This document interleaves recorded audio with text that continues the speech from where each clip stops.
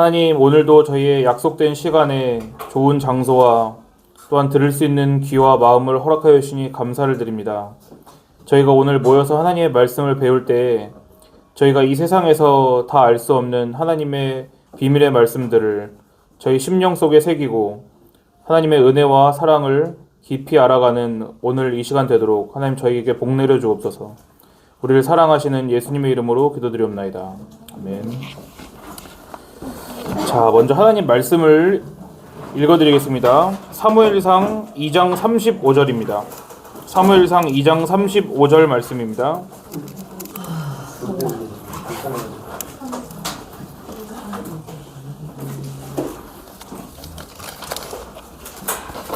하나님의 말씀을 읽어드리겠습니다.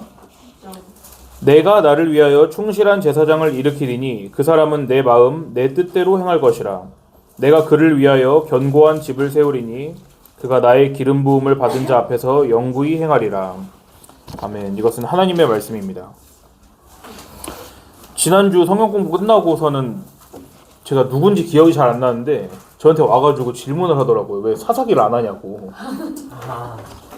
왜 전사님 왜 사사기 저희 건너뛰죠? 그러는 거예요. 그래서 저 순간 당황해가지고 그 교재 진도에 맞추려고 그랬다고 제가 이렇게 얼버무렸습니다. 예? 근데 좀 말씀 준비하다 그게 생각하니까 좀 부끄럽더라고요. 근데 집에 와서 생각을 해보니까 진짜 이거 왜 책 저자가 사사기는 안 하고 뛰어넘었을까? 이게 제가 생각을 안 해본 거예요, 저도. 그리고 반면에 질문을 한 사람은 그 자기가 사사기를 감명 깊게 읽은 사람이겠죠. 사사기를 읽고 은혜를 받거나 최소 인상이 깊었다 이걸 알 수 있잖아요. 그래서 아주 짧게라도 저희가 사사기 이야기를 좀 하고 넘어가겠습니다. 제 말씀 공부하면서 생각해보니까 제가 이제 전도사님으로 온 건 2022년이거든요. 처음 이제 사역을 하면서 그 전에 이제 22년도 1월부터 딱 들어갈 수는 없잖아요. 그러니까 21년도 겨울부터 조금씩 전체적으로 분위기가 어떤지 한번 교육부서 분위기를 보려고 이제 같이 참관 수업을 몇 번 했거든요. 근데 그때 뭘 했냐면은 여러분 그 그때 초등학생이시는 분이 계실 수도 있는데 그 장로님들 앞에서 성경 뭐 외워가지고 막 뭐 한 거 기억나세요? 기억나요. 야, 그때 뭐 했냐면 막 창조시대, 족장시대, 뭐 사사시대, 왕정시대 이런 거 해가지고 연표 막 외우더라고 장로님들 앞에서 연말에. 그거 다 했었는데. 와, 전 그때 사사기 관련된 거 들었을 때 행정사사랑 전투사사라는 단어를 처음 들었어요. 전 생전 그때. 레벨에서 외웠는데. 네. 그거를 초등학생들이 창세기부터 말라기까지 다 외워가지고 그거를 장로님들 앞에서 시험을 보더라고요. 그래서 그게 얼마나 무서운지 그게. 쟤네들 나한테 성경 질문하면 어떡하지 그랬는데 제가 이제 무서웠죠 그때. 이제 당장 몇 달 뒤면 여기서 이제 전도사님을 해야 되는데 얘네들이 나보다 더 잘 아는 거 아니야 이렇게 막 걱정을 했다고요. 근데 불행인지 다행인지 모르겠는데 그 똑똑했던 애들이 지금 다 중고등부가 돼가지고 전 다행입니다 아주. 사실 한편 생각해보면요, 이렇게 제가 여러분들에게 성경 공부를 하는 거는 조금 더 성경의 원래 내용, 원래 텍스트보다는 조금 더 정제된 내용이에요. 무슨 말씀인지 알겠죠? 근데 제가 한편을 생각해봤을 때는 그냥 그렇게 하는 게 더 초중고등학생들한테는 더 낫지 않을까 이런 생각도 제가 가끔 해요. 그냥 디립다 외우는 걸로 주입식으로.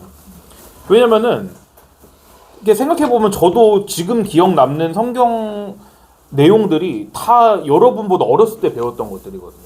근데 그때는 우리가 막 선생님들이 엄청 친절하게 설명을 해주고 이렇다기보다는 막 뭔가 이렇게 외우고 이런 게 많았어요. 지금도 여러분 많다고 생각하시겠지만. 근데 저는 이제 마음이 여려가지고 그게 잘 못하고요. 이제 하나님께서 여러분에게 가장 필요한 때에 가장 필요한 통로를 통하여서 여러분에게 가장 필요한 메시지를 주실 그 은혜를 생각하면서 말씀을 나눠보려고 합니다. 우리가 성경에서 사사라고 하면요, 흔히 이스라엘에 왕이 없던 시절에 하나님께서 이스라엘 백성들을 다스리도록 하시기 위해서 보낸 어떤 특정 인물들을 말하죠. 뭐가요? 제가 방금 뭐에 대해 설명을 한 거죠? 사사였죠, 사사. 사사라는 건 참고로 한자어입니다. 아시죠? 영어로는 뭐라고 할까요? for 브라보. 사사도 영어. 사사기가 영어로 judge라 합니다. judge. 사사기는 judges라고 하고요. judge가 뭔가요? 여러분 알 때. 알로라. 네? 판사를 저지라고 그러죠. 그 위에 걸치는 저지 말고요. 네. 네. 그거 말고 이제 판사들을 그 뜻하는 단어예요, 원래는. 근데 사사기는 이제 짧게 설명하고 지나가겠습니다.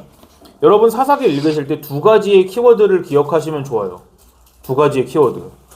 뭐냐면 바로 왕과 나입니다. 왕이랑 나. 왕과 나. 이 키워드를 여러분 머릿속에 잘 담아두시면요. 흔히 우리는 사사기 읽을 때 어떻게 읽죠? 어떻게 공부를 하죠? 사사기 읽을 때? 사사가 몇 명이고 행정사사고 전투사사고 이렇게 외우잖아요. 다 아나요, 여러분? 3명도 모르죠? 사사 이름 대보세요. 기도, 사무엘, 삼손. 그래도 3명은 됐네. 네, 사무엘 세명. 네. 자, 이걸 원한 건 아니었습니다. 3명을 바로 되는 건. 12명 외워봐.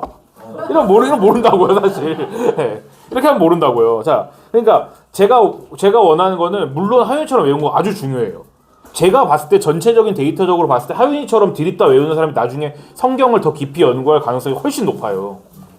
자, 근데 여튼 이게 중요한 건 아니고 사사기 읽을 때 우리가 초점을 이 사사는 뭘 했고 삼손은 머리를 뭐 몇 미터 길렀고 나귀 턱뼈로 뭐 몇 명을 때려 죽였고 뭐 삼갈은 소모는 막대기로 뭐 몇 명을 죽였대더라. 그리고 뭐 에글론 왕 있잖아요. 에글론 알죠? 모압 왕 에글론. 누가 죽였어요? 에굿이 죽였잖아요. 근데 뭐 배로 칼이 얼마나 들어가고 이런 이야기만 있는 건 아니에요. 사사기에. 사사기는 앞서 말씀드린 것처럼요. 나와 왕에 관한 얘기예요. 나와 왕. 나란 건 자기 소견, 자기 주장. 더 일반화시키면 나라는 것이 얼마나 강력하고 끈질긴지를 보여주고 그게 나라는 존재가 얼마나 하나님을 배반하는지를 보여주는 이야기가 사사기예요. 그래서 하나님께서는요. 끊임없이 하나님 말씀을 듣지 않는 백성들에게 어떻게 하실까요? 벌을 주십니다. 벌을 주세요. 이방 민족들을 보내어서 특히 블레셋 민족을 보내어서 고통스럽게 하시죠. 그리고 하나님의 종들인 사사를 또 보내세요. 왜냐면 고통스러워서 죽겠다 그러니까. 그리고 이방 민족의 손에서 사사들을 통해 건지세요. 이스라엘을. 그리고 그렇게 함으로써 너희의 참된 구원자는 나밖에 없어 라는 걸 하나님께서 계속 보여주시는 이야기가 사사기의 내용이에요. 그리고 그게 반복돼요. 불순종, 고난, 부르짖음, 구원.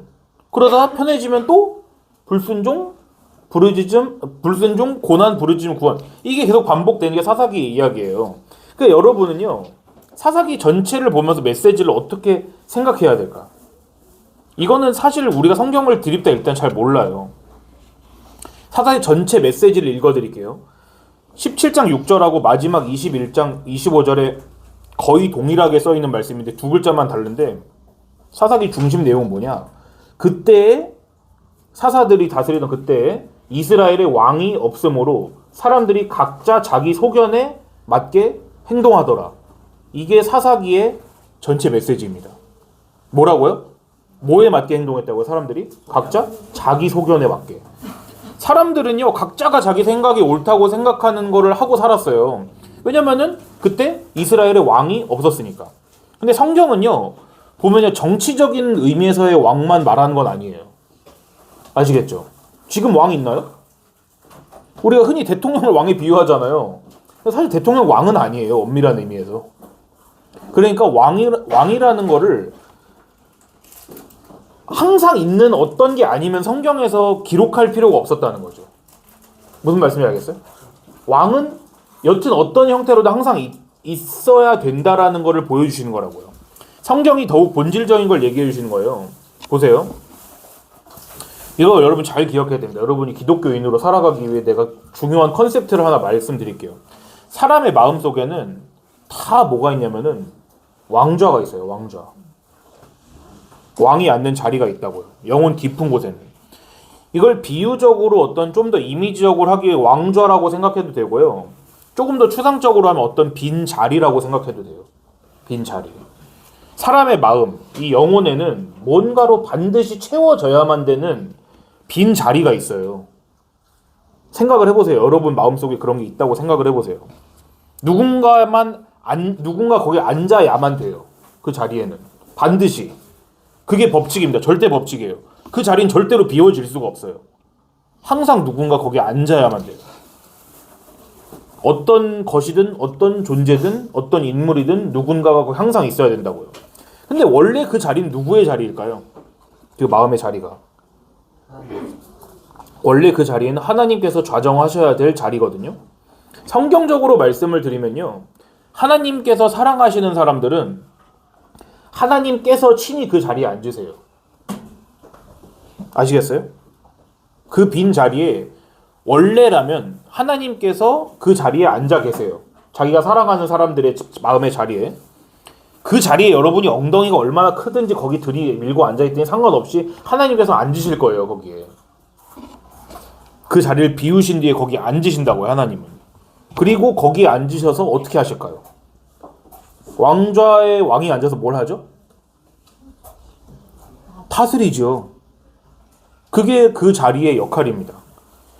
근데요, 어떤 사람들은 하나님께서 그 자리를 그냥 차지하지 않으시고 내버려 두세요. 그 빈 자리를 그냥 내버려 두세요. 그럼 어떻게 할까요? 아까 절대 법칙이 있었죠. 뭐였죠? 이 자리는 비울 수가 없어요. 비워지지 않아요. 이 자리는. 하나님이 안 앉아 계시면 거기 그럼 누가 있을까? 뭔가가 있게 되겠죠. 뭔가로 채워져요. 거기를 사람들은. 근데 방금 지성이가 말한 것처럼 그건 사실 내 자신이에요.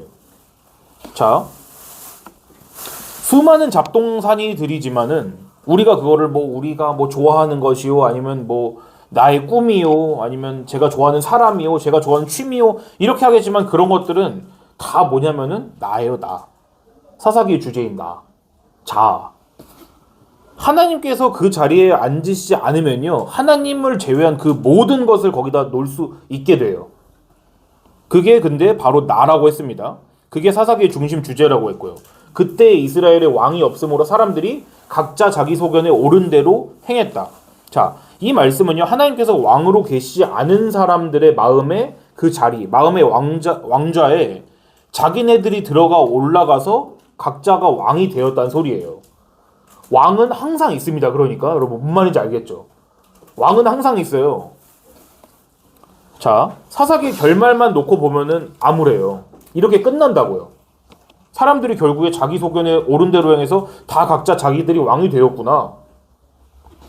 여기서 우리는 그러면 어떤 마음을 느끼면서 끝나게 될까요? 사사기 읽으면은. 기쁜가요, 막? 나도 왕이 될 수 있겠구나, 이런 생각을 하면 끝나나요?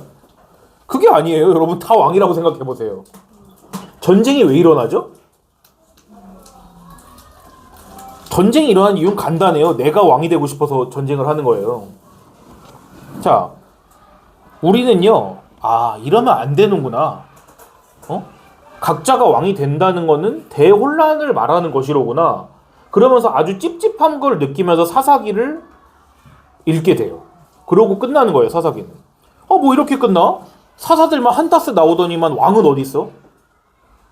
여러분 참고로 한다스를 하는 단어를 쓰나요 요새? 쓰죠? 또 안 쓰나 해서. 그 12개란 뜻인 거 알죠? 한다스. 모르면 지금 알면 됩니다. 한다스는 12개입니다. 자, 이게 사실 여러분이 구약 전체를 보는 큰 렌즈이기도 해요. 진정한 왕은 언제 오시는가? 진정한 왕께서는 언제 오십니까? 우리를 완전하게 구원하실 분은 언제 오시나요? 구약의 사람들은 직접적으로 이렇게 말을 하기도 했고요. 또 자기네들의 삶을 통해서, 또 자기네들의 잘못을 통해서 이 질문을 하고 있는 거죠. 진정한 왕은 언제 오십니까? 그래서 우리가 구약을요, 오실 메시아에 대한 그림자라고 하는 거예요. 구약, 올드 테스터먼트, 옛 약속. 영어로 치면 뭘까요? 본편이 있으면은 뭐라고 그러죠? 앞에 이야기를? 전편이라고 하죠. 프리퀄이라 하잖아요. 여러분이나 상식이 안 돼가지고 좀 나누기가 어렵네요.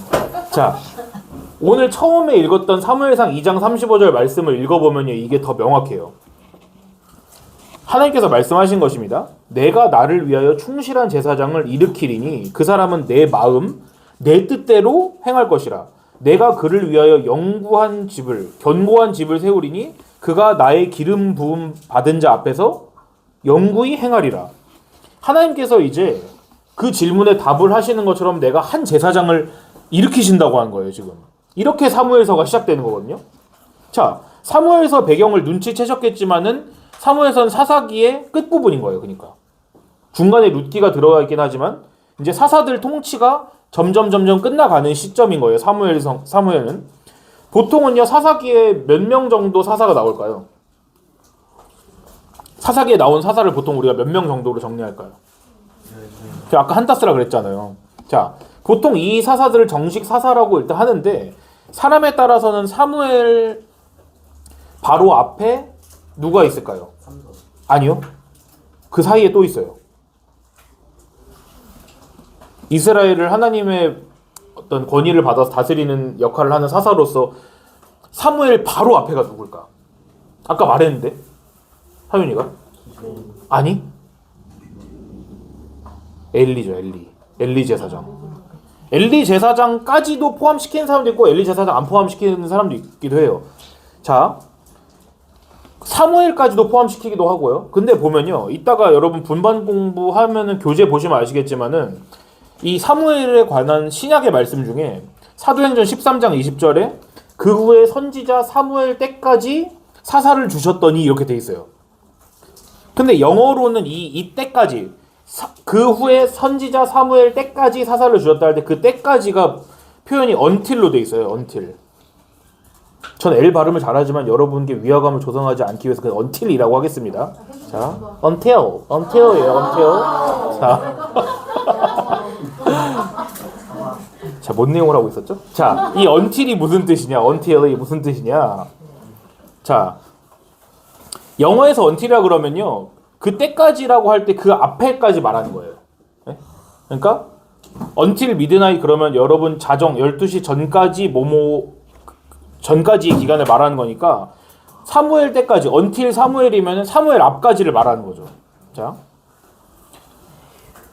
자, 이 성경 공부 시간이 끝나기 전까지 그걸 다시 올려놓으세요. 그 until이 성경 공부 시간. 자, 그런 의미에서 사무엘 전까지면 엘리까지도 이스라엘 사사라고 할 수가 있고 마지막 사사를 할 수 있고, 아니면 사사기 가장 마지막에 나온 아까 하윤이 말한 것처럼 삼손까지를 보통 끝으로 봐도 상관없어요.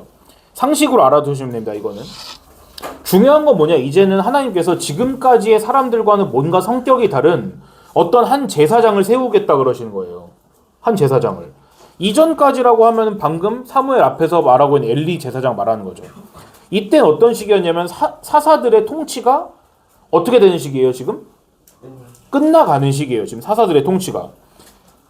아까 말씀드린 것처럼 이 패턴이 있었죠. 이스라엘 백성들의 불순종, 그거는 말하자면 자기 사랑이에요. 순종은 하나님을 사랑하는 거잖아요. 불순종은 반대 개념이에요. 자기 사랑이에요. 그리고 그에 대해서 하나님께서 징벌하시는 것. 하나님이 왜 자기 사랑을 징벌하실까? 그냥 여러분 하고 싶은 대로 놔둬도 되잖아. 우리 생각대로 하면 망하기 때문에 그런 거예요. 네. 우린 전지하지도 않고 전능하지도 않거든요.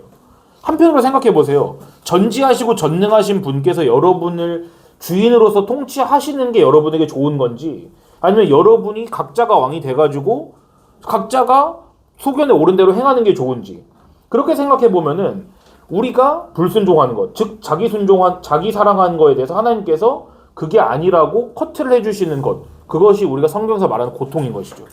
그리고 그 고통에 대해서 너무 힘듭니다. 살려주십시오. 다시는 내가 나를 섬기지 않고 하나님을 제대로 섬기겠습니다라고 하는 그 절반 이상 거짓말인 그거에 대해서 하나님께서 그래도 다시 사사들을 보내서 건져주시고, 이 패턴이 거의 끝나가는 시기라고요, 지금. 이건 지금 온전한 게 아니라는 것을 암시해 주는 거예요.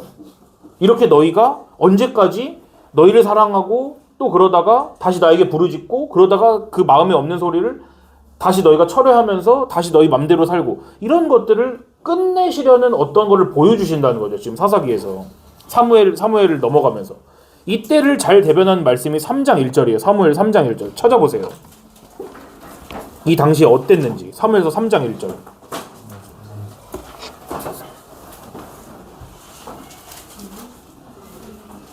지금 맛이 아니니까 내가 다 마십니다. 3장 1절 찾았죠? 이 시간은 설교 시간이라고 한 거랑 성경 공부 시간이라고 한 거랑 그 무게가 얼마나 다른지 아세요, 여러분? 설교 시간이면 여기 나가는 것도 그 죄 짓는 것 같아. 자, 물론 이거 제가 율법주의자여서 그런 소리입니다. 자, 3장 1절 함께 읽겠습니다. 시작. 이 사무엘이 엘리 앞에서 여호와를 섬길 때에는 여호와의 말씀이 희귀하여 이상이 흔히 보이지 않았더라. 자, 이상이라고 표현된 단어가 영어로는 비전이에요. 비전. 이 비전이라는 거는 그냥 뭐 보이는 어떤 이미지만을 말하는 게 아니라 어떤 환상, 눈에 보이는 어떤 신비로운 거, 이런 걸 뜻하지만 더 깊은 의미가 있어요. 이 비전의 더 깊은 의미는 하나님께서 자기 자신을 드러내시는 걸 말하는 거예요. 그 어려운 말로 뭐라 하죠? 응? 임재. 그거랑 결이 비슷한 말이에요. 강림. 예? 강림. 멀어졌어요. 하나님께서 자기를 보여주시는 거, 드러내시는 거. 계시라고 그러죠. 계시. 다시 잘 보세요. 사사들의 통치가 끝나가는 이 시기를 뭐라고 성경이 그리고 있냐? 여호와의 말씀이 희귀하여 이상이 흔히 보이지 않는 시기라고요. 이 말씀을 우리가 기독교인으로서 건강하게 이해하기 위해서는요, 다음과 같이 두 개의 뜻을 생각해 봐야 돼요. 첫째는 하나님 말씀이 선포되지 않는 시대에는 하나님께서 스스로를 또는 하나님의 뜻을 잘 드러내시지 않는다. 이해돼요? 하나님의 말씀이 잘 선포되자면 하나님께서 자기를 드러내시지 않는다. 이렇게 생각해 볼 수 있지만 그걸 둘째는 반대로 생각해 볼 수 있어요. 하나님께서 스스로를 드러내시지 않고 감추시는 시대에는 어떤 특징이 일어날까요?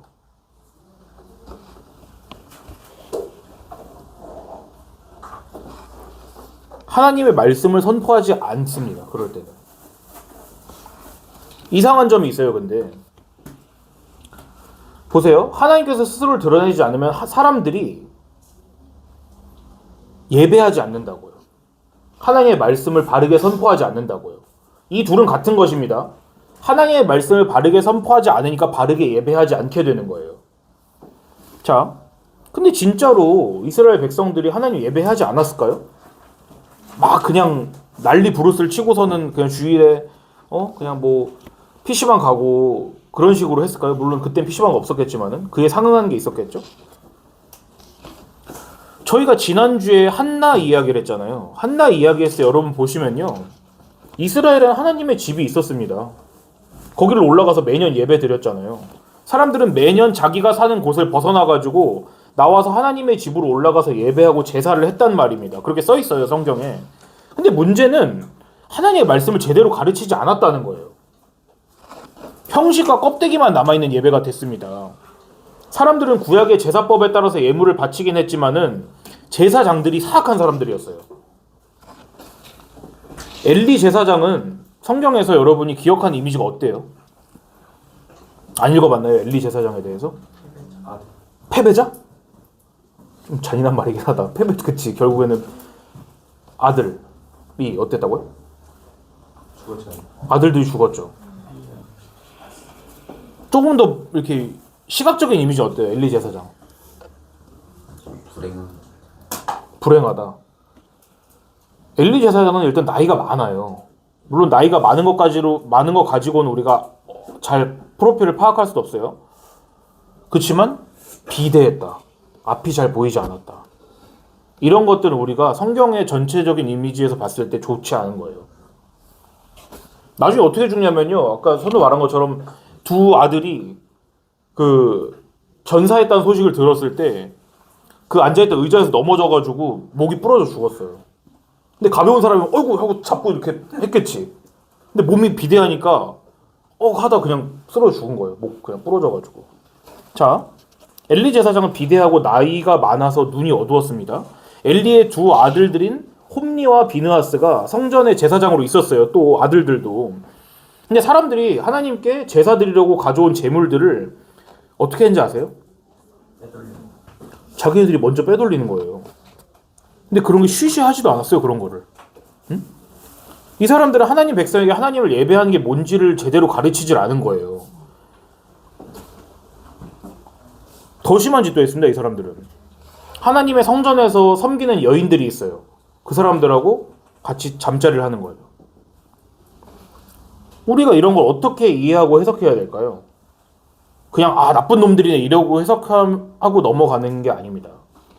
어떻게 하나님의 집에서 이런 일들이 일어날 수 있었냐는 걸 우리가 깊게 생각해 봐야 되는 거죠. 왜 하나님이 이런 것들을 납두셨을까?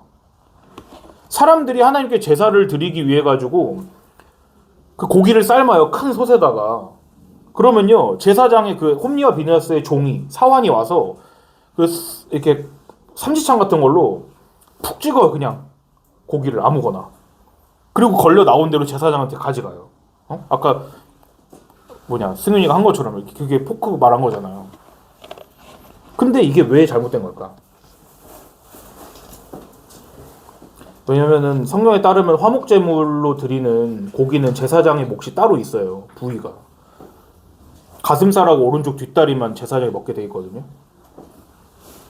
그리고 번제 드리는 제물도 번제로 태우기 전에 그냥 육회가 먹고 싶다. 오늘 타닥기가 먹고 싶다 그러면은 그냥 가져가는 거예요. 익히지 않은 그 고기를. 그거는 기생충 감염 이런 문제가 아니라 번제라는 것의 의미를 모르는 거예요. 지금 제사장들이. 좀 이따 말씀드리겠습니다. 저는 일단은 이걸 보면서 뭐가 떠올라면 가인과 아벨의 제사가 떠올랐어요. 하나님께서 한쪽의 제사는 받으시고 한쪽의 제사 받지 않으셨죠. 그렇죠? 왜였죠? 왜 가인의 제사는 받으시고 왜 가인의 제사는 받지 않으시고 아벨의 제사는 받으셨죠? 그렇죠. 고인이 점수 주겠습니다. 피 흘림의 의미를 아느냐예요. 지금 제사장이, 제사 드리는 사람이. 예배의 의미를 알고 모르느냐의 문제지 고기냐 풀떼기냐 문제가 아니라고요. 아벨은요, 하나님 앞으로 나아가는 데 있어서 자기 죄를 가리기 위해서는 희생 제물의 피가 있어야 된다는 걸 알았어요. 근데 가인은요, 여러분, 가인이 그 곡식을 쓰레기 같은 걸 드렸다고 생각하면 안 돼요. 최상의 것을 드렸단 말이에요. 자기의 피와 땀이 들어간 곡식을 하나님께 드렸다고요. 근데 그건 하나님께서 안 받으셨어요. 왜냐면은 자기 피가 들어간 거였거든요. 비유컨대. 하나님께서 원하시는 것은 온전한 제물이지 자기의 노력으로 가져온 걸 하나님께서 기뻐하지 않으신다고요. 그걸 창세기 첫 장부터 보여주신 거예요. 자, 그 이후에 제사법이 세분화가 됐죠. 물론 제사의 의미는 항상 똑같았지만 하나님께서 모세에게 율법을 통해서 제사법을 더 선명하게 가르쳐주셨죠. 그때 제사법의 의미도요, 다 의미가 있어요. 절대 줄기는 변하지 않아요. 특히 제물에 가죽 벗기고 피 뽑고 살 다 조각내고 그리고 완전히 태워서 하나님께 드리는 걸 뭐라 그러죠? 그걸 burn 써서 번제라고 그러잖아요. 아시죠? 그거 아닙니다. 참고로 한자입니다. 둘 다 번제, 둘 다 한자입니다. 자, 완전히 태워가지고 하나님께 드리는 걸 번제라고 그러잖아요. 그게 뭐냐면은 하나님께 내가 완전하게 나를 드린다는 의미와 함께 앞으로 오실 예수님께서 어떻게 하실 건지를 알려주는 표였기 때문에 그 번제를 한 거란 말이에요. 실제로 예수님께서 어떻게 되셨습니까? 그 모든 제물들이 원래 누구를 가리키는 거죠? 예수님을 가리키는 거잖아요. 예수님 어떻게 되셨어요? 채찍에 맞아서 다 가죽이 너덜너덜 찢겼죠. 온몸에 물과 피를 다 흘리셨죠. 그리고 어떻게 됐습니까? 몸 다 부서졌죠. 그리고 십자가에서 뭐라고 하셨죠? 목마르다 했잖아요. 배고프다 안 하고 목마르다 그랬습니다. 왜냐하면 목마른 건 참지 못하거든요, 사람이. 사실 그게 불길과 같은 고통을 말하는 거예요. 온몸이 타는 것 같은 고통을. 그렇게 해서 하나님 앞에서 우리를 대속하신 구약의 번제가 바로 예수님을 가리키는 것이었다고요.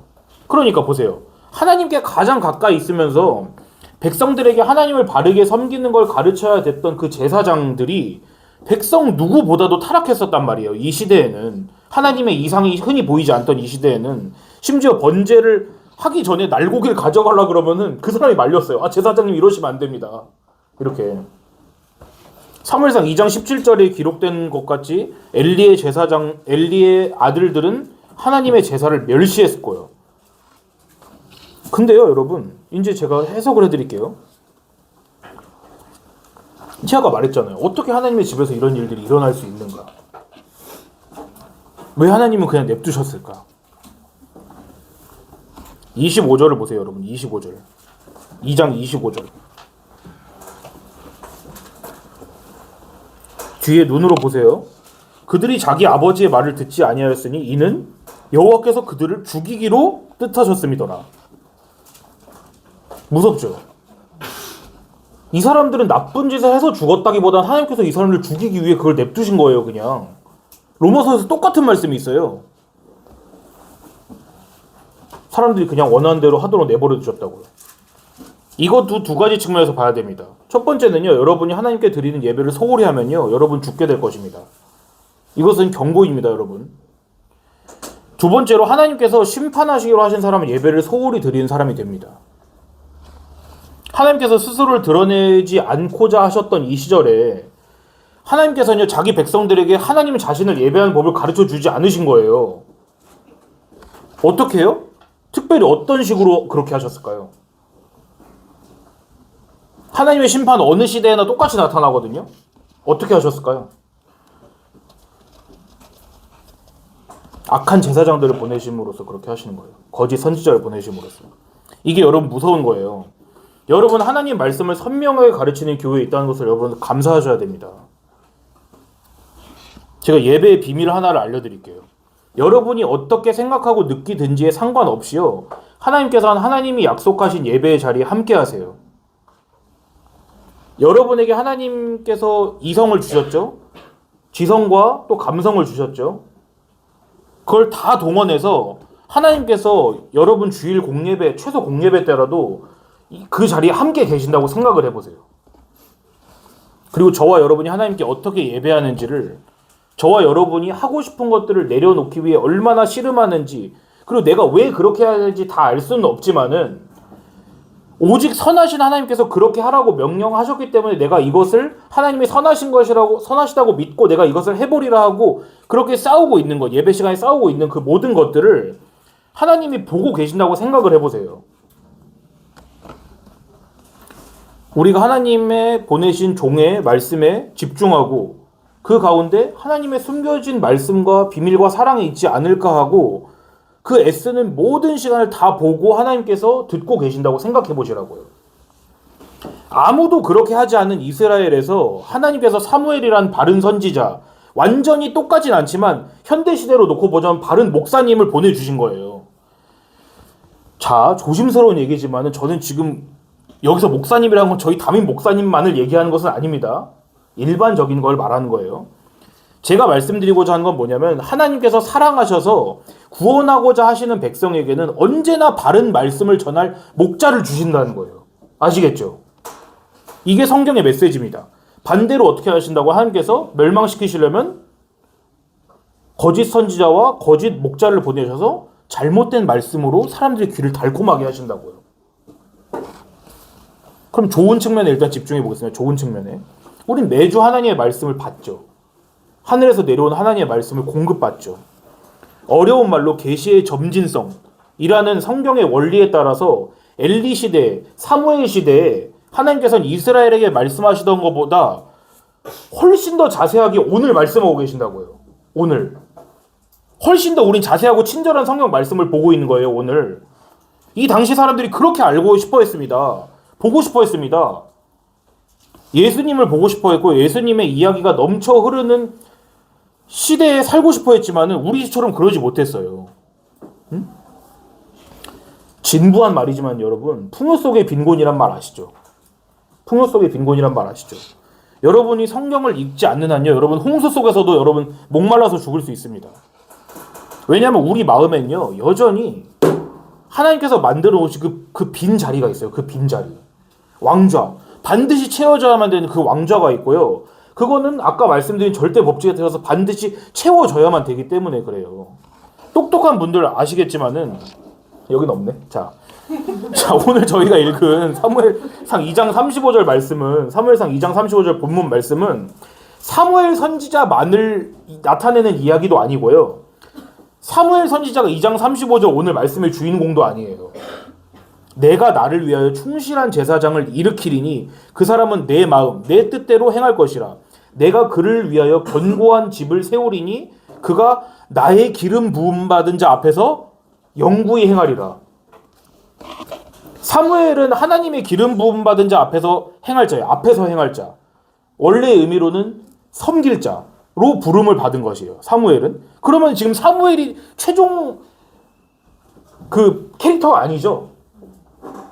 하나님의 기름 부음 받은 자를 위해서 예비된 어떤 한 명의 인물이라고요. 그럼 하나님의 기름 부음 받은 자가 누구입니까? 예수 그리스도잖아요. 예수 그리스도. 물론 보윤이가 말한 것처럼 중간에 왕이 있었습니다. 그 모든 것들은, 모든 기름 부음은 왕과 선지자와 제사장들은 다 예수님을 가리키는 거잖아요. 우리는요, 여러분, 사무엘을 보는 게 아니에요. 물론 제가 더 잘 가르치는 사람이라면 보윤이처럼 말해야 맞습니다. 중간 과정, 왕들도 기름을 부음 받았습니다. 그 모든 왕들을 말해주고 한 10년 정도 뒤에 가서 그분은 예수 그리스도였습니다. 이렇게 말해야지 여러분이 더 큰 임팩트를 받겠죠. 하지만 저는 마음이 조급한 사람이라 오늘 말을 해버린 거예요. 그 사무엘이 섬기는 그 기름 부음 받은 자는 바로 예수님이시라고요. 우린 사무엘을 보는 게 아니에요. 사무엘은 손가락이에요. 손가락. 응? 여러분 그 현자가 손가락으로 달을 가리키면 바보는 손가락 끝만 보고 있는다는 얘기 알죠? 근데 우린 많이 그래요. 우리 다 바보들이잖아요. 전적 타락했잖아요. 그러니까 우리는 사무엘은 손가락이고요. 그 손가락이 어디를 포인트를 하고 있는지를 봐야 돼요. 그게 누구라고요? 그게 예수 그리스도시라고요.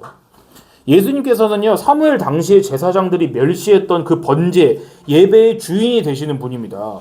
번제 제물이 찢어지고 피 흘리고 조각나고 토막나고 불에 타서 아무것도 남김없이 죽는 것처럼 하나님의 아들이신 예수 그리스도께서도 여러분과 선생님들과 저를 위하여서 십자가 위에서 그렇게 죽으신 거예요. 아시겠죠?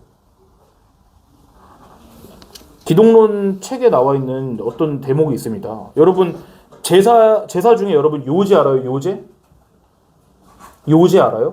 여러분 그러면 요람 알아요? 요람? 여러분 애기들 태우는 요람? 그게 뭐죠, 요람이? 사람이 맨날 이렇게 할 수 없으니까 애를 늘어놓고 한 번 해보면 한 10번 움직이는, 해놓은 그게 요람이잖아요.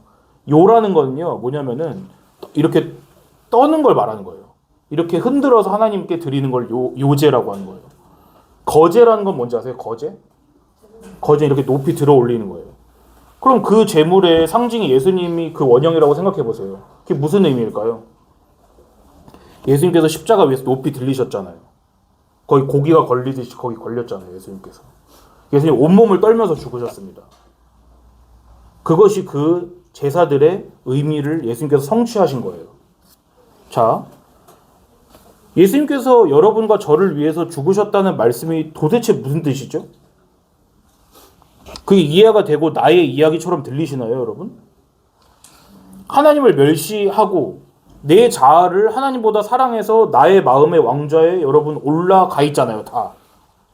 하나님께 드릴 예배 제물을 먼저 챙겨가고 화목제와 번제를 무시한 그 악한 백성들이 누구일까요? 그게 나잖아요, 여러분, 나. 우리는 하나님 제물을 삼지창 포크로 찍어가고 하나님의 거룩한 집에서 여인들과 문란한 일을 일삼는 사람들은 우리가 어우 저런 더러운 인간들이 있나 하고 정죄할 수 있죠. 한 걸음 떨어져서 역겨워할 수 있습니다.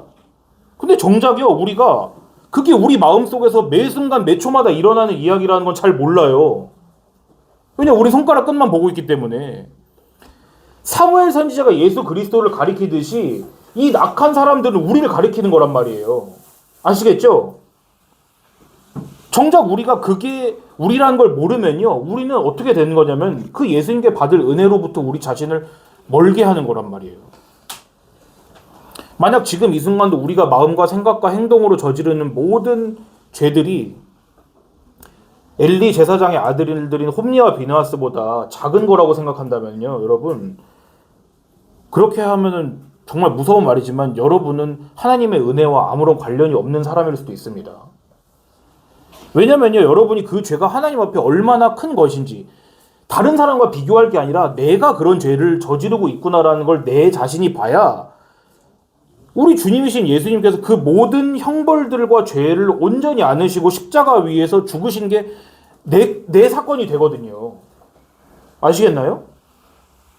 저 지금 단순히 여러분에게 예배 시간 잘 나와라, 11조 잘해라, 헌금 띵 까먹지 말아라, 예배 시간에 졸지 말아라.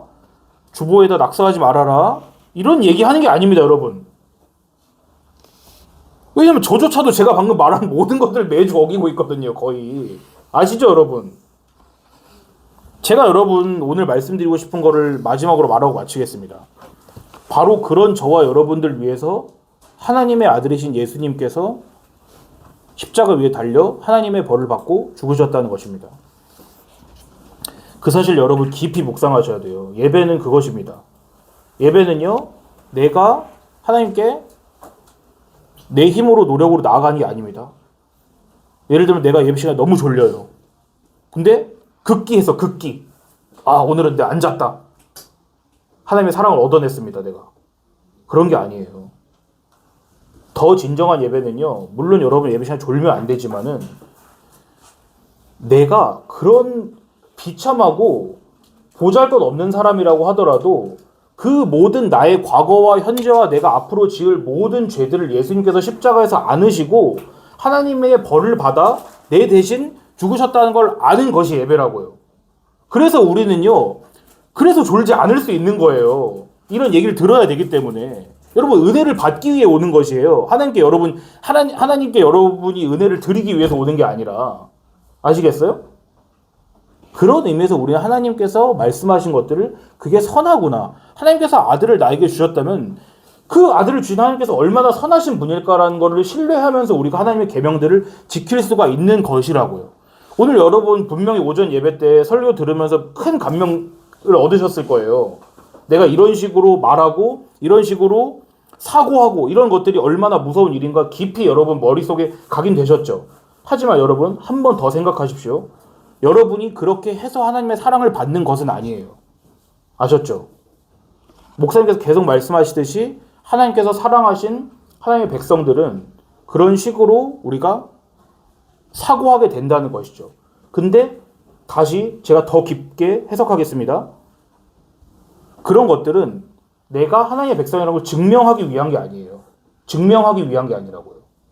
하나님께서 나에게 주신 것들을 내가 뭔지 깊이 아는 사람은 그거에 감사하기 때문에 하나님께서 만약에 나를 위해서 정말 죽으셨다면 저 사람을 위해서도 죽지 않으셨을까? 내가 그런데 하나님께서 피 흘려서 죽은 그 사람을 향해서 비난을 할 수 있을까? 내가 그 사람을 위해서 억울하니까 내 억울함을 듣고 그것들을 갚아달라고 쉽게 말할 수 있는 것일까? 이런 생각들 가운데 여러분이 점점 행동과 사고가 바뀌어 나가는 것이지, 여러분이 그래 오늘 주일에 배웠으니까 나는 절대로 나쁜 말을 하지 않을 거야. 해보세요. 되나? 안 됩니다. 우린 그래서 예수님의 십자가가 필요한 것이에요. 아시겠죠? 그 사실을 여러분 함께 감사하시고요. 그렇게 여러분을 찾으시고 부르시고 용서하시고 사랑하시는 하나님 앞으로 나오십시오. 그럼 여러분은 차차 하나님 안에서 죄를 미워하는 법을 배우시게 될 것입니다.